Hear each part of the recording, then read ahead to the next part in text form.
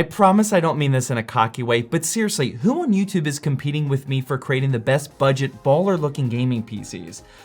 I don't know, man, I'm just feeling super fired up about this one. Let's get into it.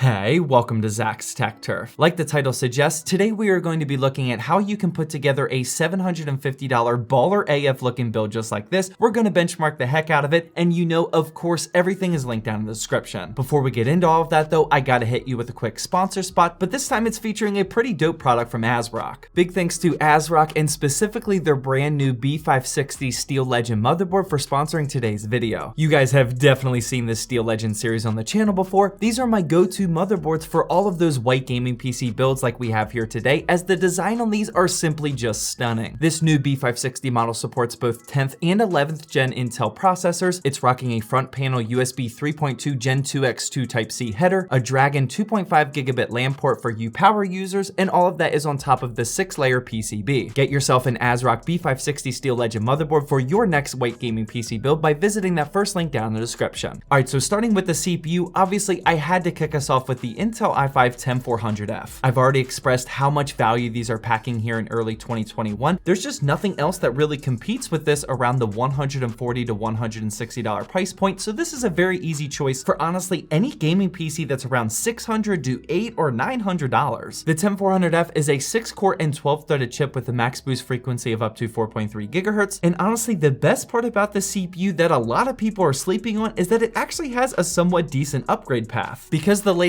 11th gen Intel CPUs are still on this LGA 1200 socket, buying a 10400F means that you'll eventually be able to upgrade it to like a 10th gen or 11th gen Intel i7 or even i9 processor, and just like the advantage of buying a Ryzen chip right now, that's a pretty substantial reason to invest in the platform. Do keep in mind that DDR5 motherboards and CPUs are gonna show up before we know it, so you aren't gonna be future-proofing yourself for like a half a decade or anything. Just wanted to emphasize that this mid-range Intel chip is actually a very solid buy right now. Moving on, next up we have the motherboard, and this here is the ASRock B460 Steel Legend. Yep, this is the previous version of the B560 Steel Legend that was in the pre-roll ad that I just ran. To be very honest with you, the ASRock Steel Legend series has been one of the best inexpensive motherboard options for these builds that have a lot of white color to them, and that's legit the only reason why I went with this one today. Don't get me wrong, it's certainly a very decent motherboard and works perfectly fine, but if you want to be a min-maxer and get every dollar out of your budget for performance and VRM thermals or whatever these PC building elitists are chasing these days, there's probably some better options out there. Moving on, next up we get to the RAM, and now this kit is actually PC building elitist friendly, I think. This is the Crucial Ballistics 2x8 GB kit that's clocked at 3200 megahertz, and I got this at an insane deal of just $45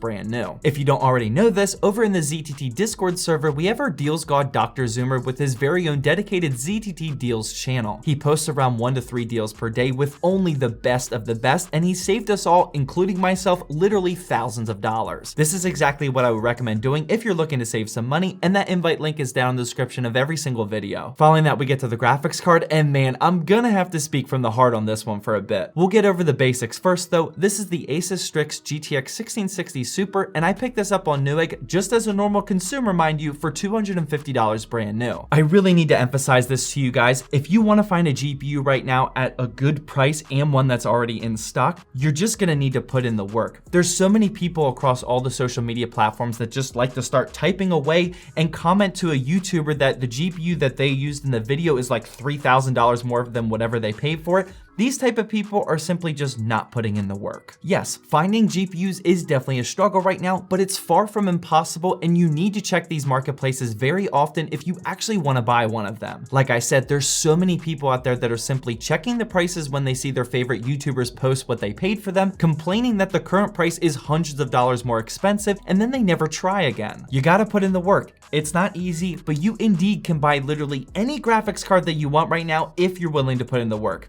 Everyone good now? All right, let's move on. Right underneath that 1660 Super is simply just an up here sag bracket. This is 100% definitely not needed for this short of a GPU, but I already had it in the studio. It looks baller. Figured why not, right? Next up, we have the SSD, and I promise now this is my last Intel 660p 512GB M.2 NVMe drive. This is yet another one of the deals god in the ZTT Discord server's findings. I picked up 5 of these for just $33 each on a crazy B&H sale, and now I've officially used them all up. For the power supply, I went with a another overly used product in my build guides lately. This is yet another EVGA B stock one, this time the 700 watt BQ model. This one is rocking all black cables, which would be nice, but you know we had to throw some cable extensions on there. These are what I personally think give the build the flavor it needed to be featured on my channel, and that's this kit from Formula Mod. This white, black, and light blue design is so unique and sick in my opinion, and just like always, they really take the build up to the next level. And finally, last up is this case, obviously, and this here is the Corsair 4000D Airflow. We all know that the 5000 series is out and about now, but I really wanted to use up this 4000D Airflow because I already had it in my studio. This is still a killer design to maximize airflow and minimize temperatures. It's rocking a nice and clean PSU shroud, slightly tinted tempered glass side panel, and a crazy amount of cable management options that I definitely did not take advantage of. And then finally, we have some more aesthetic only part choices like the cable extensions that I was talking about earlier, and we have the CPU cooler, and of course these RGB fans throughout this entire case. I never include these aesthetic only part selections in the total price of the build because you would get virtually the same performance without them. Just as a quick FYI, the CPU cooler is from ID Cooling. It's the SE224XT white, and instead of the white LED only fan that it came with, I threw on one of these up here RGB fans. That's the same fan that's around the entire case as well, and I picked up this 5-pack for just over $30. I actually don't like this fan kit at all. The normal up here fan kit that I've been buying lately only has one cable for each fan, but this kit has two cables, one for PWM and one for RGB. I like things to be simple, and this one is definitely not. Also, not sure if you can notice from the B-roll shots, but there's actually some flickering going on with some of these fans as well. I've tried reconnecting everything in different spots and whatnot. I just don't think this is a very good set of RGB fans, to be honest. In case you're thinking about picking this up, there are indeed two different versions of the white up here RGB fans. The other version is that more simple method that I talked about earlier where there's only one cable per fan, and I just simply bought the wrong one. I'll have both of them linked down in the description. With all that being said, here's what the final parts is looking like, and as you can see, we didn't even hit the target $750 mark. This means that even if you don't take advantage of the ZTT deals in the Discord server or don't have the patience that I do to snipe the good deals, you still might be able to make this build for that $750 price tag. And speaking of sniping skills, we move on to the benchmarking section of this video, and starting with Call of Duty Cold War in 1080p with medium settings, this PC cranked out a 122 average FPS. Hello, sir. Sit down, son. First kill. Let's go. Snipers only, baby. Call of Duty time. Let's go. Yeah, so Call of Duty is running very nice right now at 90%, 98% usage, only on the GPU, only 30% on the CPU. These people, man, they don't want to see me get heated up. Why isn't that not shooting? There we go. I'm getting heated up, man. Come back. Peek.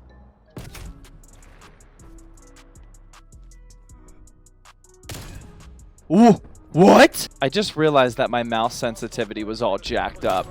That's what it looks like when it's dialed in. Next up was the new Assassin's Creed Valhalla. Still very demanding, man. This is a tough one to run. And in 1080p medium settings, using the benchmarking tool, I got an average FPS of 70. Fortnite was up after that, and in 1080p with pro settings, I got an obnoxious FPS average of 224. But just like always, that 1% low was definitely dropping a bit, but by capping your FPS to your monitor's refresh rate, that'll certainly limit that from happening. Counter-Strike Global Offensive followed up after that, and in 1080p pro settings, during an online match, I got a solid FPS average of 244. All right, CSGO time. Just like in Call of Duty, snipers only today. The Op God is here, ladies and gentlemen. Let's go. I'm not gonna lie, that intro got me pretty fired up. So did that one. Sit down, bot Vladimir. See, you guys think I'm kidding, but that bot clan, they're the real deal, man. Everyone with names with bot in the front of it, those guys are legit. I think it's time for some no-scope action. Are you guys feel? Oh man, I was gonna no-scope that dude. Come on now. I'll get this chicken. Oh, no-scope action. I'm feeling it. No-scope act. Are you serious? Bot Brad, come on, man. I was gonna try and no-scope him. And right, are you serious? Point blank just killed him, but I used the scope. What was I thinking? Oh my goodness. That was just a natural reaction to quick scope somebody. Just like that was a natural reaction to headshot somebody. It's just, I can't help myself sometimes. Oh my god, I wanted to get my no scope. Oh my god, I can't believe I just missed twice. Never missed 3 times. Behind me. Sit down.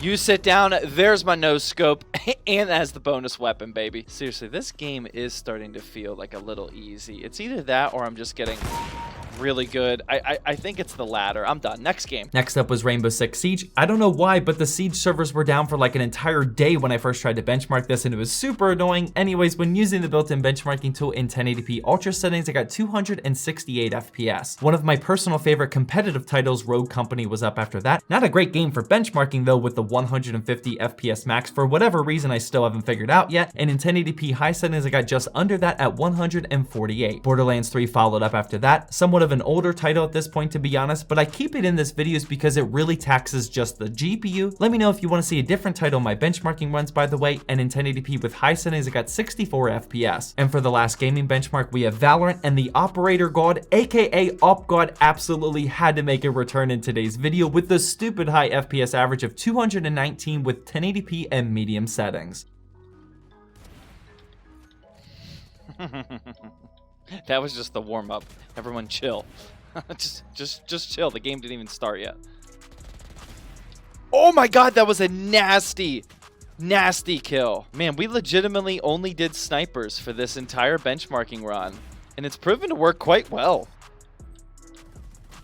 Very well, actually. I don't think you guys realize that this is all like the first take of these benchmarking runs. Like, this isn't super edited, man. I just hop into a game, I get a couple headshots, and then I move to the next game. Yeah, if you guys want to go ahead and just leave a quick like on this video if you haven't already, show some support for the Op God just nailing the headshots left and right. That would be much appreciated. Are you serious? I'm trying to end the video. Well, I can't really end the video off of that, so let's try and get a quick headshot. I can't imagine it'll take long. Let's go, man. Next benchmark. And finally, just like always, I throw in a 3D Mark times by benchmark for a consistent comparison across every single one of my build guides, including the one in the upper right hand corner of the screen. And this $750 gaming PC cranked out a score of 6,121. Definitely 100% a certified baller looking build here. If you're trying to build one for yourself, then feel free to click the video that's on the screen now, and that'll give you another example on how to do that. But just like always, I hope you enjoyed this video.